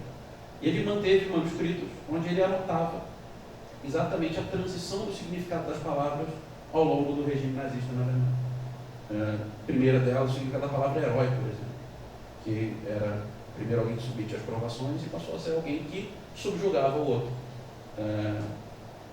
por causa da força da máquina e da retórica. Esse eu acho um sinal de alerta fundamental de erosão de instituição democrática, porque é uma rede, vamos dizer assim, anárquica, que o significado das palavras ele vai sendo dado no nosso dia a dia, não tem um mediador, mas você começa a ter, por exemplo, fascista para tudo. Né? Quem se opõe a mim é, portanto, fascista. Eu chamo de fascista. E aí tem que explicar que o oposto de fascista, talvez seja liberal, é um grande problema. Bom, perdeu o significado. Comunista está perdendo o significado. Todo mundo que se opõe a portanto, comunista. O trabalho de desconstrução do sentido das palavras e de cooptação dessas palavras para reforçar a radicalização política é uma coisa que costuma passar desapercebida. E é uma instituição tão fundamental quanto o Tribunal Eleitoral, tão fundamental quanto o Congresso, porque é a principal forma com a qual a gente se relaciona. Então, eu acho que uma das coisas que me chama muito a atenção, que colabora para esse esgarçamento todo, é o quanto essas mudanças vão acontecendo e a gente não vai se dando conta. Porque a gente está ocupado demais vendo nossa vida, isso faz todo sentido. Mas, né, isso acontece. As elites, elas tinham um determinado significado. Quando as pessoas levantavam a bandeira contra as elites, o que se evocava na cabeça das pessoas eram os banqueiros paulistas, talvez, a elite nunca era o desembargador, né? A elite nunca era o funcionário da LERJ que ganha com seus vencimentos uma fortuna além do que a população normalmente ganha, porque foi cooptado por um determinado campo político. O comunismo não é mais uma visão de mundo, ele é tudo aquilo que está alinhado no processo de cooptação do Estado, que as pessoas entendem como sendo político bom. Então tá, ou a gente começa a discutir também o significado das palavras, ou a gente vai começar a virar vítima disso. A radicalização passa não só pelo que a gente sente um pelo outro, mas a forma como a gente se comunica um com o outro. E, enfim, parando por aqui, mas eu acho que é uma luz, um alerta amarelo que eu acho importante sinalizar assim, porque eu vejo essa coisa acontecendo e fico pensando assim, bom, quando você começa a reduzir o vocabulário, quando você começa a transformar o vocabulário radicalizado numa coisa mais comum, quando você começa a reduzir a disputa política no discurso através de caricaturas, é possível que as pessoas se amem mais? Eu acho que as condições vão ficando cada vez mais difíceis. Bem, eu vou, para colocar a última questão, eu vou colocar um texto. Esse texto de Mandela, eu acho que eu coloquei assim porque eu achei lindo. Como ele sai da prisão, né? E ele se dá conta que ele tinha que deixar o ódio e a amargura, não continuaria na prisão. É um texto muito bonito. Mas eu vou colocar esse texto do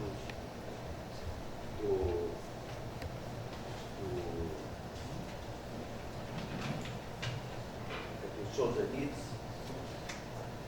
que é muito interessante. Eu gostaria de ouvir a opinião dos palestrantes, que o Jurandir já comentou, que é um texto que mostra a questão do bem e do mal, né? Em que ele diz que gradualmente ele foi dando conta de que a linha que separa o bem do mal não passa por nações, nem classes e nem mesmo partidos políticos, mas sim exatamente em cada coração humano e em todos os corações humanos. Essa linha muda dentro de nós, oscila com os anos. Mesmo dentro dos corações possuídos pelo mal, uma pequena ponta do bem é mantida. E mesmo no melhor de todos os corações, permanece uma pequena raiz do mal. Desde então, eu passei a entender a verdade de todas as religiões do mundo. Elas lutam com o mal dentro do ser humano, dentro de cada ser humano. É impossível expulsar inteiramente o mal do mundo, mas é possível contê-lo dentro de cada pessoa. O texto, eu já te disse, é lindo desde que você falou, né? Evidentemente, isso não é ponto de partida, é ponto de chegada. Todas as asceses das quais a gente tem conhecimento, exercícios espirituais, seja de pagãos, né? Seja na tradição judaico-cristã, que é que domina o Ocidente, tem como objetivo isso. Eu, como acho e me reclamo dessa descendência ética judaico-cristã, e acredito que o sonho democrático ocidental foi um pouco laicizar esses princípios de amor a cada um, amor ao singular e justiça para todos, que você tem nessa tradição. Então, eu acredito que esse é o nosso objetivo. Agora, eu continuo a dizer, olha, como a gente tem bem e mal dentro da gente, a gente tem que ter, se você quiser, uma cultura que permita que isso exista. Um amigo meu, que é professor de literatura em Princeton, disse, mas olha, como é que dentro dessa visão, etc., como é que você acha que Machado de Assis, que nunca toma partido nem de uma coisa nem de outra, e naquela ambivalência tão bonita, né, da escritura dele, ele mostra o tempo inteiro que a gente está oscilando.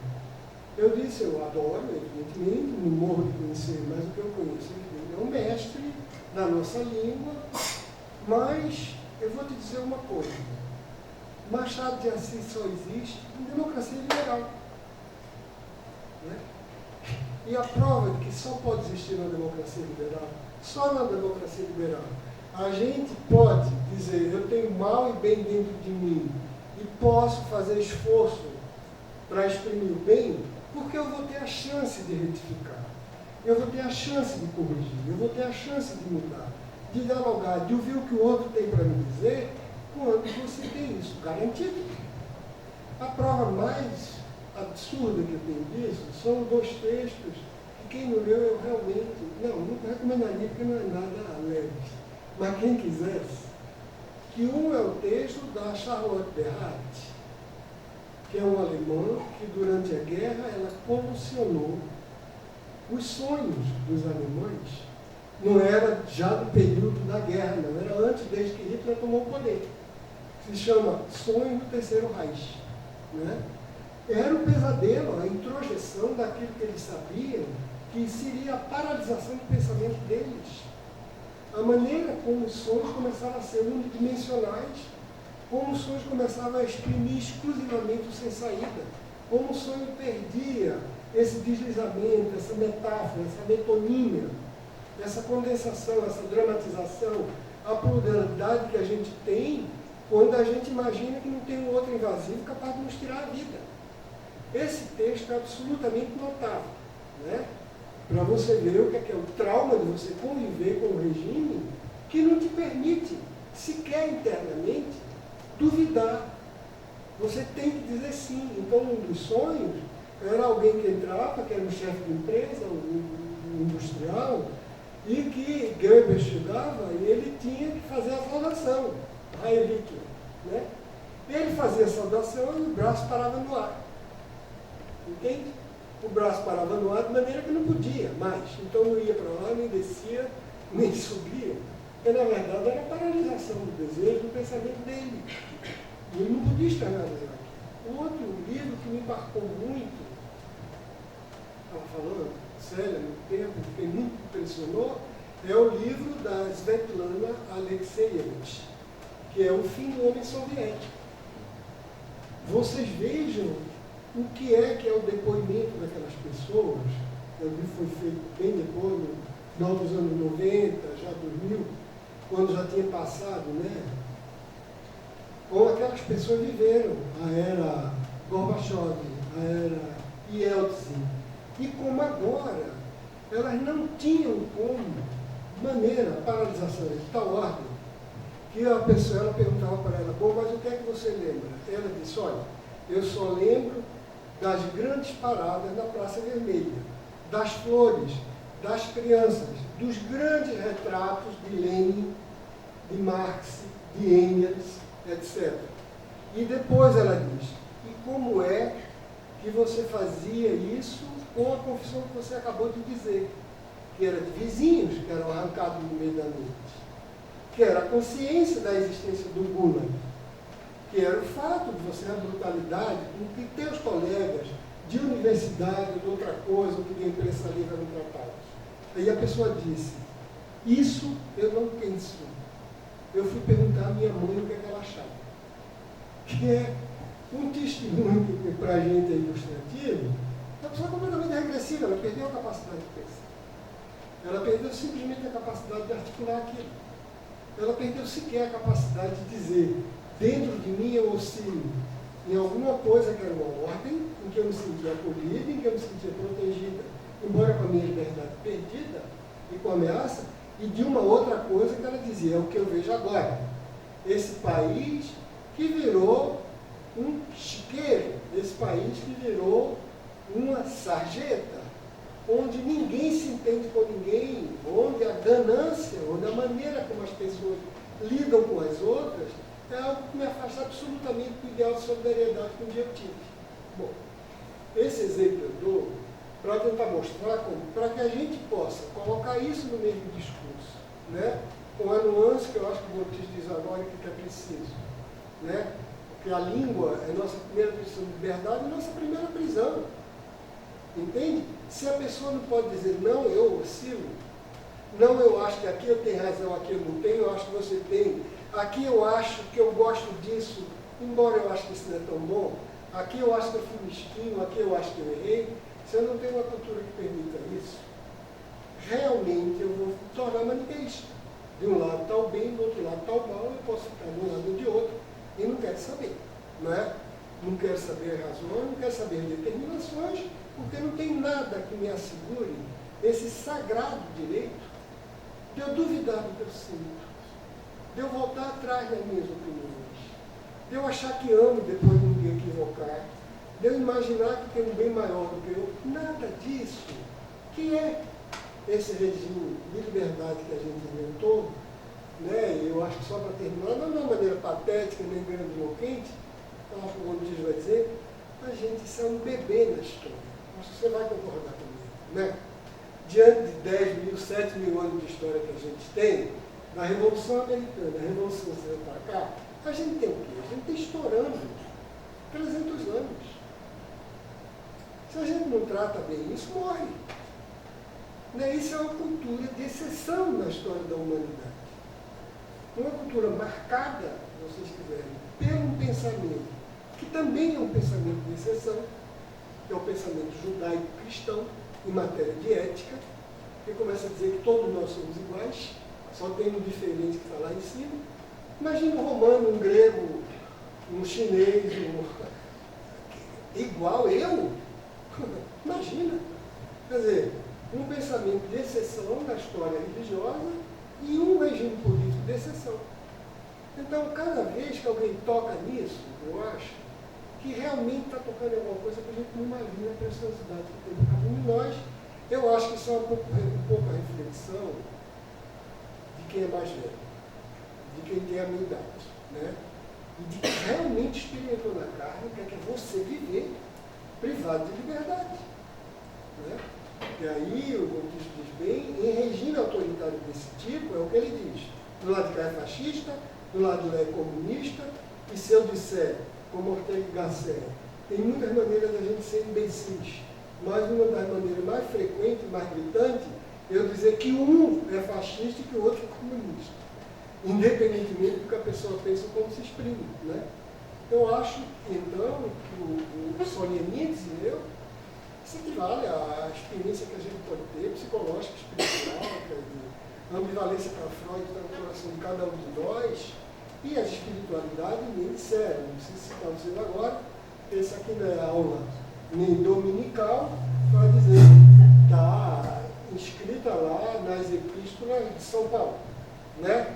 Eu, embora eu não faça aquilo que quero, mas o mal que me apossa. Então, tá, desde ali, a gente herdou isso e conseguiu fazer disso uma joia. Uma joia, que é a democracia. Bom, eu vou repetir o mantra das instituições, porque eu gosto muito deles, mas eu acho que, olhando um pouco, fazendo esse recorte do tempo, né, mais estendido para além do que a gente chama de democracia liberal, a gente sempre teve uma instituição que ritualizou a violência para que a gente não precisasse resolver as coisas através da violência, que era a religião. Assim, os gregos sacrificavam animais, a cosmovisão católica criou o Cordeiro de Deus, pagou os pecados de todo mundo, mas enfim, bem ou mal, religiões, de certa forma, eram um instrumento para que isso a gente não precisasse resolver através da violência. A democracia liberal resolveu isso através da justiça, da diplomacia. A gente criou instituições que dessem conta desse bem e mal que vive dentro de cada um e, principalmente, dentro do governante máximo de cada país, Estado-nação, como a gente se organizar. Essa capacidade mediadora das instituições, eu acho que é talvez o que permite, no final das contas, esse florescer do indivíduo, porque ele se propõe a ser na própria vida. Você falou muito bem dos regimes autoritários, totalitários, enquanto a vida de cada um se pauta pelo grande irmão, aí Orwell é isso declarado.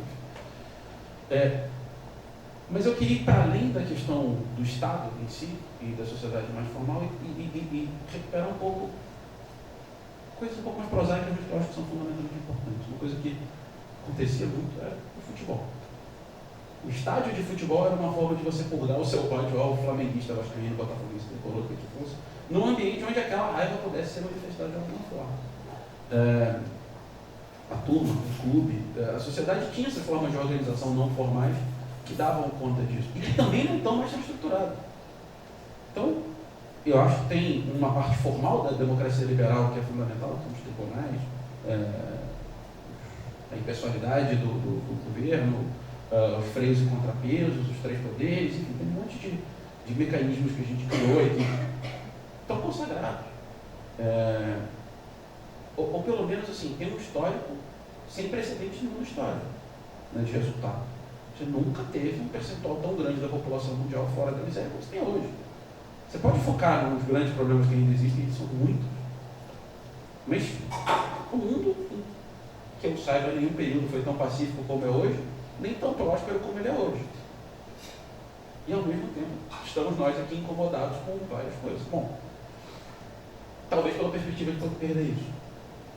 E talvez quando a gente olhe para trás com uma determinada uma amplitude maior desse arco histórico, a gente se dê conta do quão precioso é. De fato. Sem precedente nenhum, a Ásia era um território basicamente miserável durante alguns séculos. Hoje onde se desenvolve uma parte da economia do mundo. O Brasil hoje é um país ainda muito pobre, mas conseguiu resolver alguns problemas. Não conseguiu outros. Parece que às vezes a Idade Média é uma conversa um pouco estranha nesse sentido. A gente não consegue fazer as pessoas pararem de pisar no esgoto, mas ao mesmo tempo a gente consegue universalizar acesso à escola. Parece que uma dificuldade de cuidar de algum problema muito básico. Mas o fato é, sem muitas digressões aqui, estou muito cansado já. Essas instituições deram conta de boa parte desse problema. Hoje as ameaças todas dizem respeito a isso. A diplomacia sem arma não é diplomacia. A abertura para os outros países via integração comercial, de fluxo de pessoas e tal, é uma porta de entrada para terroristas. Ou vai vir um monte de gente fugida da Argentina, correndo para o sul do país, assim que o governo peronista tomar conta. Acho que aqui vai ser uma tragédia, mas enfim. Essas ameaças estão sempre rondando. E hoje, que ameaça, antigamente assim, vamos ficar pobres se a gente não se conectar ao resto do mundo. Hoje a ameaça é vamos ser explodidos se a gente se conectar ao resto do mundo. Hoje justiça atrapalha mais do que resolve. Então não precisamos mais de justiça. O Congresso atrapalha mais do que resolve. Então não precisamos mais de Congresso. Eu queria terminar dizendo que assim, olhar para essas conquistas e não abrir mão delas, eu acho que é fundamental para qualquer diálogo democrático. Achar que a gente pode passar por cima, esquecer, ou não construir em cima do que tem sido tão bem sucedido nos últimos 300, notadamente 100 últimos anos, eu acho que é uma tragédia. Vamos deixar.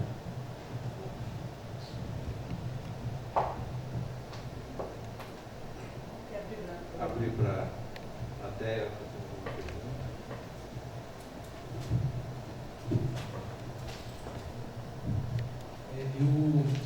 Bom, mais nada, obrigado, eu acho que foi sensacional,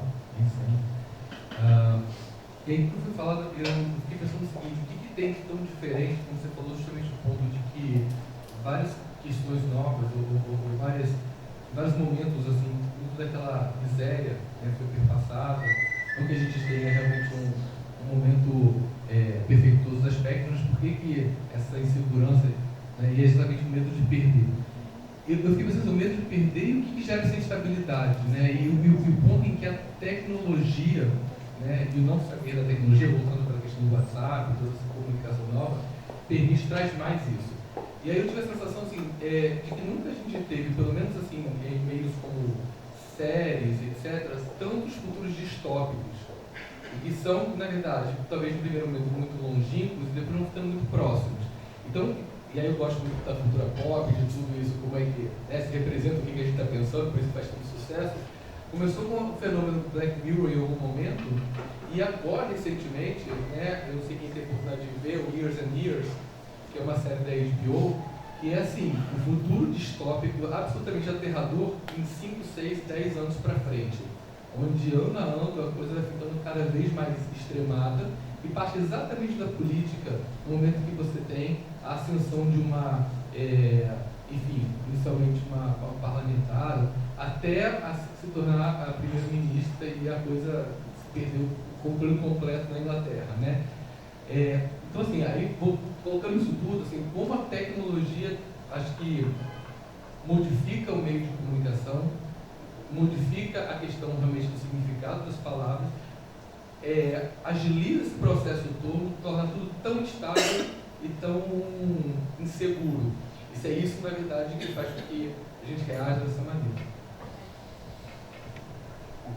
Tem vários canais de complexidade. Eu gosto muito de cultura pop também, e eu vou discordar de você, porque eu acho que assim, essa superprodução de conteúdo com futuros distópicos varia do trauma de cada um. Se você for olhar os seriados japoneses dos anos 70, 80, todos eles têm alguma explosão nuclear. E aí, claramente, tem um trauma após a Segunda Guerra, aí, onde os futuros distópicos terminavam tipo Akira, aquelas explosões. Depois, os futuros distópicos passam por robô. Então, você pega Blade Runner, Matrix e tal, todos eles têm um certo determinado componente. Hoje é muito mais comportamental. Né? Então, assim, o que essas pequenas maquininhas vão gerar de futuros distópicos comportamentais, porque a gente não sabe lidar com isso. Eu acho que tem a ver com, primeiro, uma tomada de conta de que assim, tecnologia não é boa nem má em si. Né? Ela tem efeitos positivos e negativos e, bom, cabe à sociedade dar conta disso. Eu acho que Black Mirror é fantástico. É uma série excelente porque ela expõe os extremos de muita coisa que eu vejo no dia a dia hoje. Eu acho que a sociedade não sabe lidar com isso. E por tecnologia, eu estou dizendo principalmente smartphone. Né? A tecnologia baseada em smartphone, que é o que está mais comum hoje. Quando virar nanorobô, vai ter futuros distópicos ainda mais esquisitos. Mas eu acho que tem fases. Outro exemplo político, assim, se você olhar a produção de filmes argentinos dos anos 2000, são todos umas tragédias monstruosas, o país tinha que ser recuperado. Então tem uma ligação com política e projeção de futuro na arte, é um negócio bastante cuidado. Então assim, a minha resposta é, eu não vejo com tanta clareza que esse seja um ponto tão diferente assim dos outros. Eu acho que a gente está, como em todos esses momentos, tentando entender como dar conta de que esse monstro que chacoalhou tudo que a gente conhecia, que a gente se apaixonou por ele em determinado momento, ajuda muito a nossa vida. Todo mundo tem WhatsApp, todo mundo resolve um monte de coisa por WhatsApp, agiliza a vida de um monte de gente, mudou a forma de trabalhar, mas também acelerou muitos processos. Eu tenho 37 anos, a estagiária tem 20 no escritório. A forma de trabalhar é brutalmente diferente em 17 anos de separação de nascimento. Assim, brutalmente diferente. Outro dia eu estava conversando com outro estagiário, que trabalha com conteúdo e tal, ele falou no escritório, é legal, a gente vai produzir isso aqui e tal, mas você não quer fazer uma parceria comigo? O cara é estagiário do escritório. Não, porque eu faço uns vídeos que eu coloco na internet, tem um monte de gente que comenta e tal. O cara já é um CNPJ antes dele ser profissional. Porque a tecnologia permitiu isso para o cara. Como é que eu dou conta? Eu não sei dar conta disso ainda. A minha reação de mundo pós-fordista é falar, isso é estagiário. Parceria, seu CNPJ, eu vou ter que falar com a gente, como assim? Mas eu tentei me colocar no lugar de entender assim, de onde é que vem a cabeça desse cara, que é uma vitrine e ao mesmo tempo um aprendiz e eu acho que talvez a grande marca para mim seja, acho que ninguém sabe. A minha resposta é que não acho que alguém tenha essa resposta. Eu queria dar só uma palavra sobre isso. A proposta das distopias, porque eu gosto muito de ficção científica. Então, um dos autores que eu mais li na minha vida foi o Philip Dick, que é o autor do Blade Runner, né? Mas olha, eu acho que é por isso que tem o Winnicott, que é um analista, que é um dos meus preferidos, ele diz uma coisa, se a gente não fosse suficientemente bom, hoje em dia estaríamos todos loucos ou mortos. Então, veja só, em 1924, o impacto, né, de Orwell, que foi para a Rússia, que ele era com o Partido Comunista, quando voltou e viu que passava lá, fez com que ele escrevesse 1984, que se tornou um clássico, né? Mostrando o que é que seria. Quando chegou em 1984, nada daquilo tinha se realizado. A Margaret Atwood quis fazer uma homenagem, escreveu o conto da Aya, que virou também um sucesso, não é isso? Imaginando aquilo que a gente hoje em dia viu e ficou horrorizado com a teocracia militar e eu preciso mais mulheres, né? Quando foi em 1984, eu estava falando com um aluno meu, eu disse, o Dick foi o ano que ele morreu, ele tinha acabado de escrever, foi o ano que o romance dele, Ovelhas Elétricas sobre o Robô, que é Blade Runner, estreou, em 1984. E a ação se passava em Los Angeles em 2019. Então o aluno meu estava falando sobre essa distopia, para onde a gente vai, sociedade totalmente administrada, sociedade... E ele estava na Califórnia agora, em 2019. Você viu o Blade Runner lá? Não. Acontece que a gente tem uma coisa maravilhosa, e a Popper também é um filósofo liberal linguístico. A gente, pela imaginação e inteligência, coisa que Freud sabia, dizia antes dele, mas ele formulou de maneira mais sintética, ele dizia o seguinte: nós, animais humanos, a gente tem uma capacidade que outros não têm. A gente tem a capacidade de antecipar hipóteses e elas morrem no lugar da gente. A gente não precisa fazer tudo, né? Se um furão, um copo de um pato, ele for testar 10 vezes como é que ele foge do leão, ele acaba sendo tragado. Ele tem que ter um ritual muito preciso. A gente formula hipóteses como que é. E uma das coisas que a gente tem de se vacinar contra a distopia é produzindo distopias milhões, que é o que a gente está vendo. A gente está aflito. Você vê toda essa série, essa última eu vi, da Emma Thompson, né? Isso. E está faltando de meu cadáver, as outras eu vi, mas você vê inclusive como essas próprias modos, eles começam a se arranjar. Não vi esse, mas vi um outro que é muito engraçado, que se chama Sense8. É uma coisa meio de adolescente, algum de vocês viram, viu? Então os tipos humanos são todos tipos anônimos, né? São variações individuais em relação a um tipo específico. Não tem ninguém que seja um casal ou então uma relação que seja no padrão do século XIX. Né? Todos eles é século XXI. Na sexualidade, mais geracional, tá entendendo? É grupo de 3 que se amam, são 4 que se amam do lado de cá, 3 pais, 1 filho, 2 filhos. Isso, o filme acaba com todo mundo numa cama, naquilo que antigamente a gente chamava suruba. Isso perdeu absolutamente o sentido dentro dessa época. Como as palavras mudam de sentido, né? Mudam de sentido. Bem, agora a coisa mais curiosa. A cena que termina o filme é a cena que você pode dizer que não existe mais tradicional. Que são as duas moças que se gostam, que se amam, se casando no ritual absolutamente oitocentista.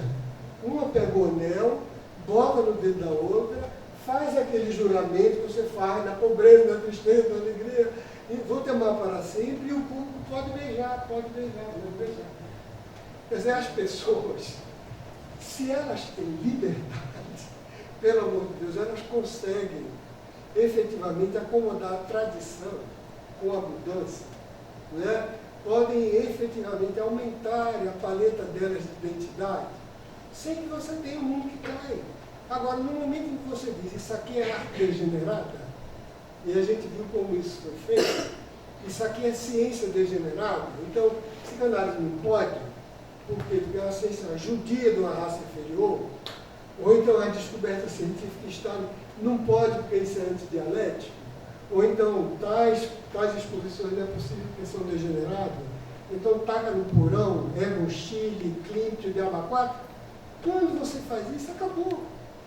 A gente não tem que ter medo dessa novidade, tem que ter cuidado, tem que tratar, tem que saber estar no tom, tem que saber opinar, abrir o debate. Quando você começa com isso, é que infelizmente a gente vê que é muito tipo dessa cultura estreita, que elogia a ignorância, que é anti-intelectualista, que é anti-científica.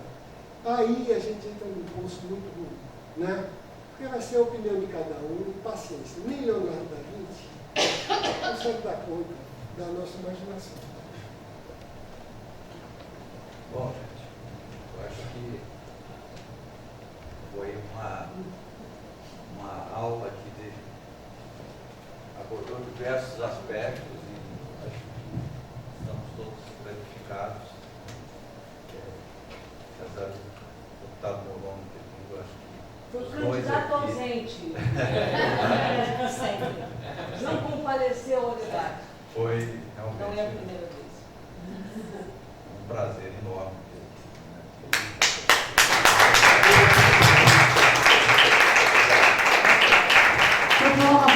vocês, aí atrás tem umas plantinhas para os psiquiatras, pelo dia do psiquiatra. Só pegar aí atrás o pessoal. Jurandir. Obrigada, Jurandir. Obrigada, Paulo. Vocês foram brilhantes. Eu vou dizer que vocês foram maravilhosos. Obrigada, Brasil. Você foi um...